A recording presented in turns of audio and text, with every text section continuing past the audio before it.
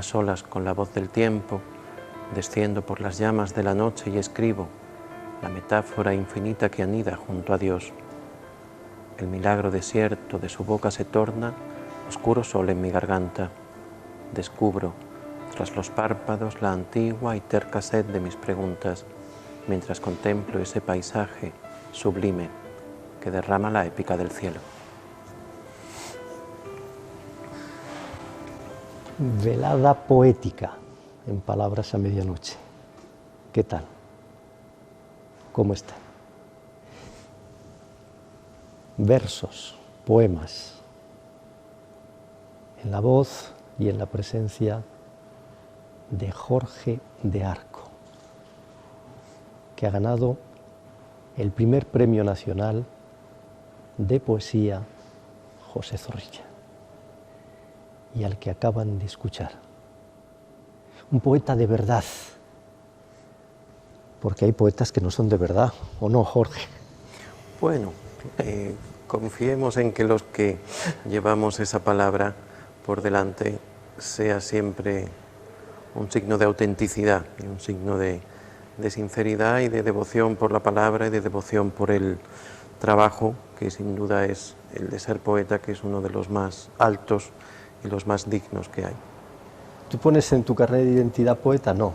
No, porque si no piensan que alguna vez, que lo he dicho por ahí, que la siguiente pregunta es que, ¿y qué haces además? ¿No? ¿Y de qué comes? Hay una cosa que a mí me resulta muy sorprendente, Jorge, y es la siguiente. Las personas que nos están escuchando, que nos están viendo, estoy persuadido de que en un altísimo porcentaje alguna vez han escrito un poema y se sienten poetas y han escrito poesía, y aunque sea en la intimidad, ¿verdad? Pero fíjate que luego resulta que no hay educación poética, que la poesía es minoritaria. ¿Cómo se casa eso? Yo creo que la poesía tiene una mala educación en el sentido de que siempre ha sido la hermana menor, en cierta medida, igual que ha ocurrido a veces con el teatro, pero sin embargo el teatro piensa uno en la escuela, en el instituto, y siempre ha representado una obra, siempre ha estado cerca de ella. Pero la poesía, desde el punto de vista docente, profesores y profesoras han tenido siempre una dificultad de enfrentarse a ella, de ofrecerla al lector niño, al lector adolescente, cuando realmente la poesía lo que hay que hacer, como pasa con todo género literario y con todo aspecto que toca y que tiene que ver con la enseñanza, es conocerla, ¿no?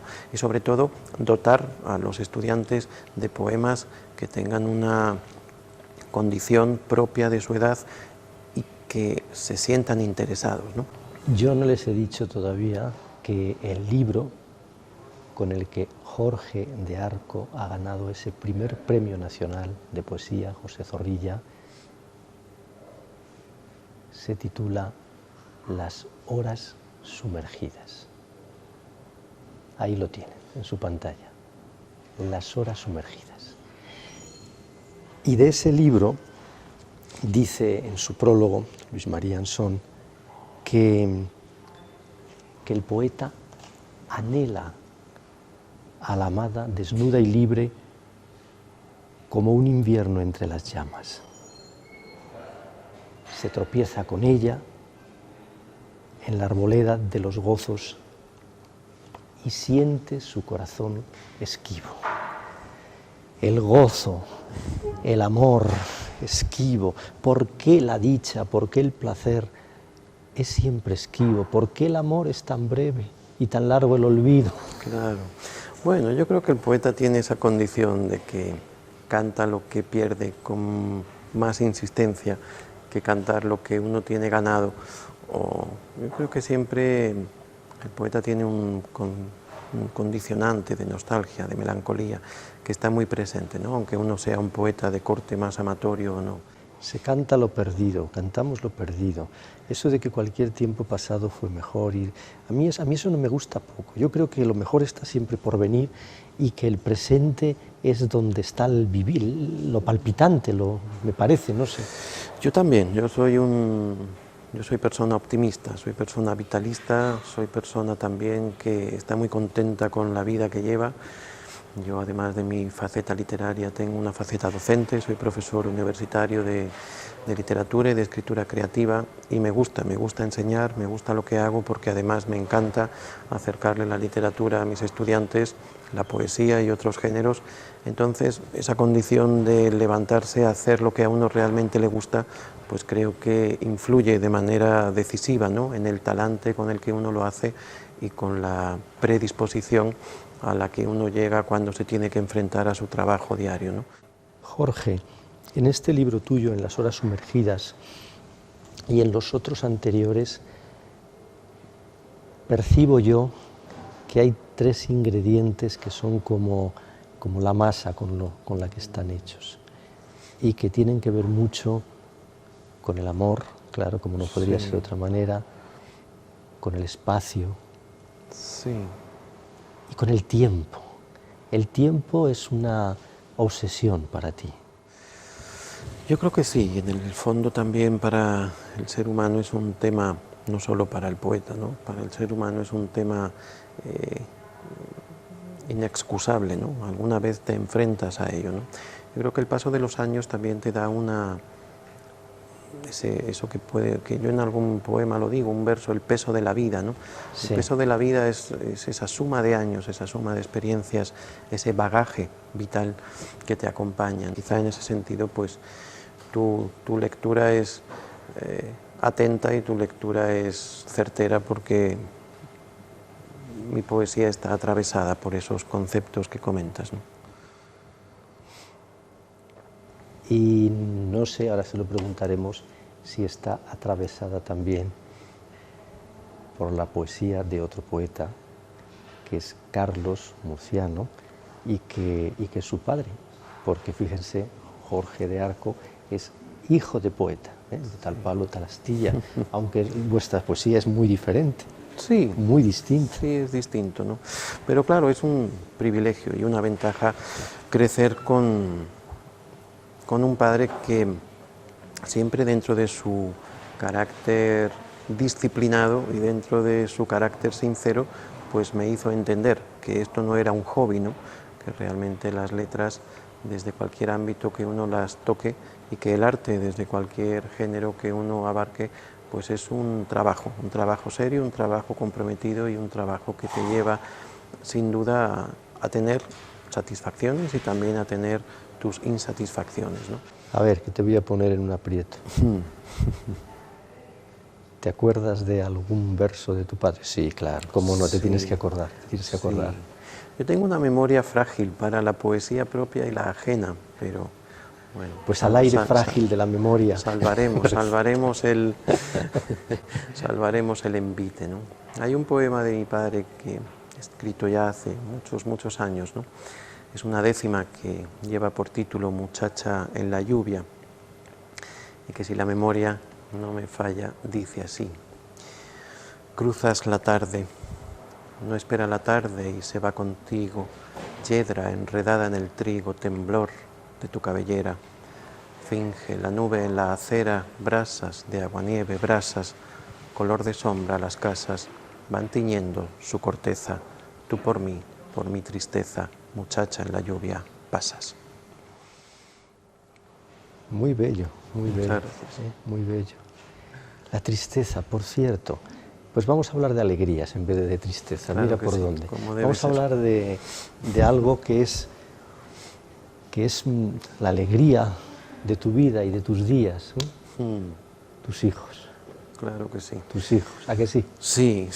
Yo siempre me refiero a ellos y a mi mujer, ¿no? Porque el libro además va dedicado a ella, a mi mujer, ¿no? Sí. Tiene una cita que dice: para almendra, razón de mis amaneceres, y para mis hijos, ¿no?, que son dos niños, un niño y una niña de 6 y 3 años ahora, y que sin duda pues me han dado una alegría desde su nacimiento y una alegría diaria, ¿no? En ese sentido, yo creo, igual que con la poesía, que la paternidad, a la que yo llegué tarde voluntariamente, pues es una de las experiencias más bellas y más hermosas que se pueden tener nunca, ¿no?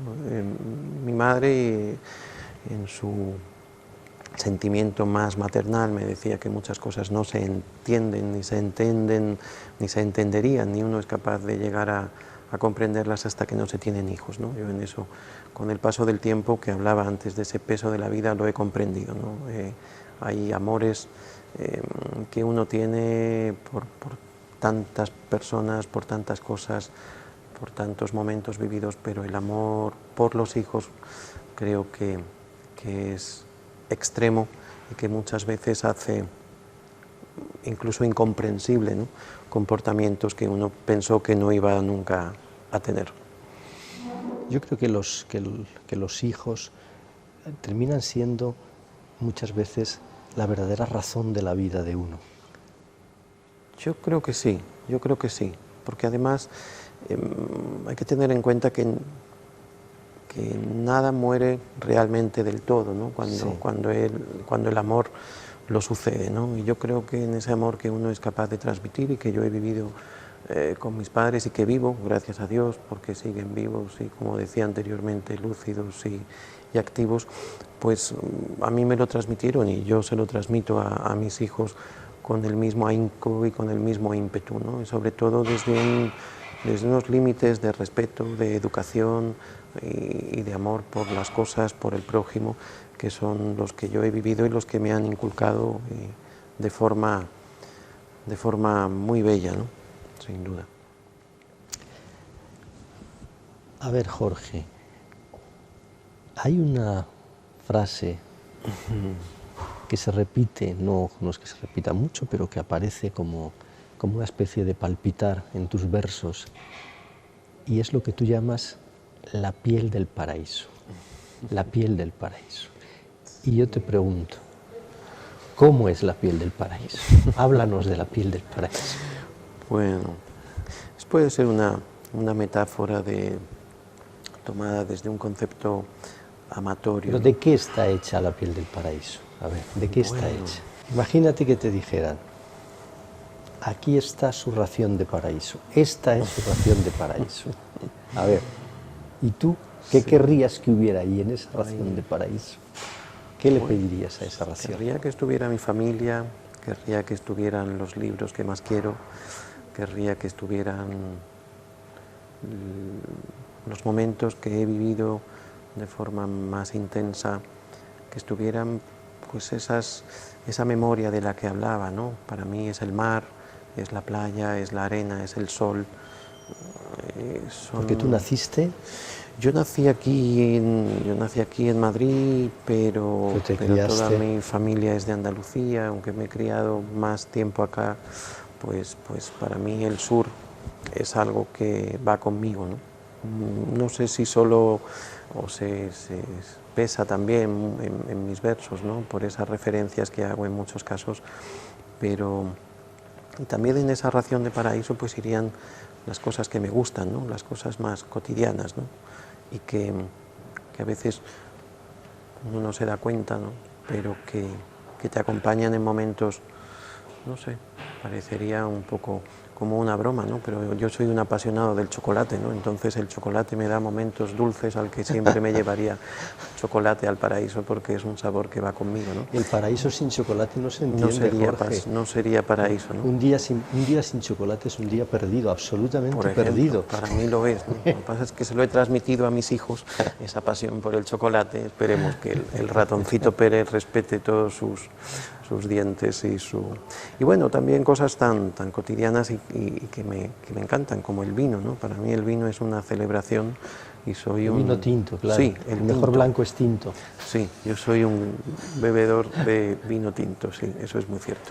Aunque hay otros vinos de mi tierra andaluza, ¿no? Las pequeñas cosas, los pequeños placeres de la vida, sí, que son los más grandes. De los que más me alimento, ¿no? Y esa hora en la que, bueno, y esas horas domésticas también, ¿no? Yo soy muy doméstico, a pesar de vivir en Madrid, tantas ofertas y propuestas como hay, pues lo que me gusta es la vida doméstica con mi familia y esos ratitos, ¿no? Que realmente te alimentan el corazón y que te alimentan el día a día, ¿no? Pues Jorge de Arco, además de poeta y de ganador del Zorrilla, el codiciado Premio Nacional José Zorrilla de Poesía, dirige una revista también, una revista que tengo aquí y que se llama Piedra del Molino, la revista de poesía. Ahí la tienen ahora en sus pantallas. Ahí la tienen, los 2 últimos números. Piedra del Molino. Una revista donde escriben algunas de las voces así, digamos, más prometedoras, junto a otras también del pasado, pero algunas de las voces más nuevas y a la vez también con más altura de la poesía española. Y fíjate que yo, por cierto, el último número, que es este que tengo aquí ahora mismo en la mano, que lo ha ilustrado Luis García Ochoa, que es un académico de la Real de San Fernando, sí, ya con sus años. con muchos años, sí, porque es nacido en 1920, pero tuvimos la fortuna de que la presentación que hicimos precisamente en la Real Academia de Bellas Artes, pues estuviera él y estuviera con nosotros y nos acompañase, ¿no? Que fue toda una alegría. Y hay aquí, Jorge, un poema, a ver si lo encuentro. Aquí está. Lo que voy a pedirte, que me ha impactado especialmente. Sí. Me ha parecido un poema muy bello y además con hondura, con mucha hondura. Lo que voy a pedirte. Y dice este poema: lo que voy a pedirte no se pide ni se dice en una vida ni en varias. Qué bello comienza. Sí, que es bonito. Y qué fuerza además, ¿no? Porque es el exacto ruego de los ahogados últimos. Es la cosa que no llega a ser nada más que un vago intento. Es que fíjate, es que ahí es la vida, ¿verdad? Sí, es el vivir. un buen... Y este muchacho que lo ha escrito, Ben Clark, que según dice aquí es ibicenco, ¿no? Sí, poeta pero muy de joven, de 28, 29 años, algo así. Sí, nacido en 1985 y bueno, es uno de los muy buenos valores, ¿no?, que tiene la poesía de hoy en España, ¿no? Y sin duda que esta revista, como bien decías, pues aúna lo que es la poesía más consagrada con autores noveles, con autores también que van ya con una obra pujante, pues creciendo y madurando su voz, ¿no? Lo que voy a pedirte no se pide, ni se dice en una vida ni en dos. Jorge, ¿a ti te parece que una vida es corta, es poco? Necesitaríamos varias vidas. Varias vidas, sí. Primero una para aprender, otra para practicar un poco lo aprendido, y luego si nos equivocábamos, una tercera para rectificar más o menos, o por lo menos 2, una para aprender. Sí, por lo menos 2, ¿no? O una muy larga, que supiera a 2, ¿no? Yo sí, la verdad es que en este último libro precisamente que yo hablaba, hablo creo que por vez primera del tema de la muerte, ¿no?, que es algo que en cierta manera me asusta, y en cierta manera uno esconde en sus pensamientos a deshora, y que también en cierta manera esconde cuando hay que escribirlo, ¿no? Pero sí, a mí me gustaría que la vida fuera muy larga y seguir disfrutando como disfruto de ella hasta ahora, ¿no? Sí que me gustaría y mucho. La vida fuera larga. Sí. Y que no llegara nunca ese día, que el día esté lejano. Ojalá, ¿no?, que tuviéramos una muy buena forma para... Sin embargo, en el último número de la revista empiezas con un poema de Luis Fernández Roces que se titula Nuestro lecho de muerte. Sí. Que yo cuando lo vi así dije, ay Dios mío, bueno, pues sí que empezamos bien. Pero luego al leer el poema sí es verdad que me gusta también ese comienzo. Somos los inocentes los que tenemos las culpas y cargamos con ellas. Y es verdad. ¿Cuánto inocente hay ahora mismo cargando con culpas que no son suyas? Con culpas ajenas, ¿no? Sin duda que sí.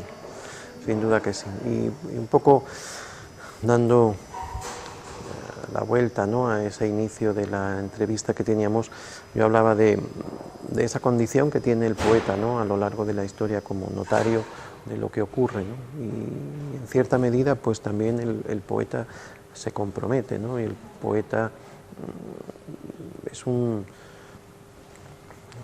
portavoz, ¿no?, de lo que está pasando actualmente, y si no es de una forma directa, ¿no?, desde un compromiso social en el sentido que se conoce un poco la poesía de antaño, ¿no?, y esos nombres, Celaya, Blas de Otero, etcétera, sí que hay un compromiso con la conciencia propia, con la conciencia íntima, ¿no?, en el que van saliendo temas que ya digo que si no son de forma tan directa, si rebuscamos un poquito sí que hay, ¿no? Sí yo que creo que sí, que está muy... Bueno, de hecho, en estos dos últimos números yo he estado escarbando en esto que tú dices, Jorge, y fíjate que aquí está, por ejemplo, este de Juana Vázquez. La vida me echa humo y me asfixia, y no es justo, dice el poeta, la poeta en este caso, porque así no veo las flores, ni los verdes brotes de primavera, ni el árbol alto de enfrente de mi casa, ni las lilas, ni las hortensias. Sí. Se puede interpretar de forma muy... Sí. Y ahí está, o este otro de Olaya Castro, al que le disteis el primer premio de poesía, de Piedra de Molino. Las manos de viento, el cuerpo de viento, la risa más de viento todavía. Y la libertad con su collar de espinas. La libertad siempre amenazada. Sí, sí que es cierto, ¿no? Entonces, como decía, pues se puede, rebuscando un poco, encontrar que hay una conciencia, ¿no?, un yo poético que se inclina, ¿no?, a tratar temas y a tratar aspectos muy de hoy. Sin necesidad de caer a veces en esa poesía combativa, ¿no?, que es distinto, pero dicho muy bellamente. Sin embargo, el palpitar de la vida, el pulso de lo que sucede, de lo que verdaderamente son los afanes y esperanzas de la mujer y el hombre de hoy, está en los poetas jóvenes. Sí, yo creo que sí, yo creo que está presente y que está bullendo en ellos, ¿no?, y en su interior, sin duda que sí. Bueno, pues ya les había dicho, velada de poesía, velada poética en palabras a medianoche. Y nos vamos a marchar ya, nos tenemos que ir, pero como estamos en una velada poética nos vamos a ir, tenemos aquí al poeta, además al poeta laureado, nos vamos a ir con versos y con poemas. Y si te parece, Jorge, hay un poema ya al final de tu libro, en la página 51, que a mí me gustaría que recitaras para nuestras telespectadoras y telespectadores, para irnos con esos versos. Un placer. Mi voz es la campana que rompe el cristal de la tarde abandonada. De mis ropajes van cayendo las tercas gaviotas del estío, y el resol que se cuela en mi garganta es un bordón repleto de vendimias, de frutas y de rezos, de palabras añiles y lunares. Hacia el sur se dirigen los vencejos, los hilos más hermosos de mi infancia. Rebusco en los andenes, las alcobas, los puentes de mi piel, y vuelve el tacto ardiente y julio de la cal, el mismo aroma a abuela y albahaca, la calima febril de sus abrazos. Un pueblo se despierta en mis adentros y en mis venas sus calles. Voy diciendo su rubia melodía, la luz caliente y sepia de mi ayer. Bueno, pues nos teníamos que ir con este poema, pero vamos a hacer una pequeña trampa y vamos a pedirle a Jorge de Arco que nos recite otro. Ya verán que este les va a gustar mucho también. Página 55, Jorge. Muy bien. Pues ahí va. Y volverá el prodigio con los primeros soles, y este mapa de gélidas cenizas vivirá la mudanza, el solitario murmullo de las otras estaciones. Y cuando nuevamente me pare a contemplar el rumor de la nieve en mis pupilas, sabré por qué mi cuerpo se habrá tornado pálido con fin, dulce mortaja, indecible caudal por donde un día fluyó mi duda y navegó mi sangre. Bueno, pues aquí vamos a seguir nosotros, navegando semana tras semana, en Palabras a Medianoche, por estos caminos de los pensares y los sentires, y de compartir cosas y pasar un rato juntos, y acompañarnos y disfrutar. Jorge, muchas gracias. Gracias a ti, muchas gracias. Muchas gracias por estar con nosotros, y a todos ustedes, gracias también por esperar todas las semanas que llegue este ratico para compartirlo. Hasta pronto. Buenas noches.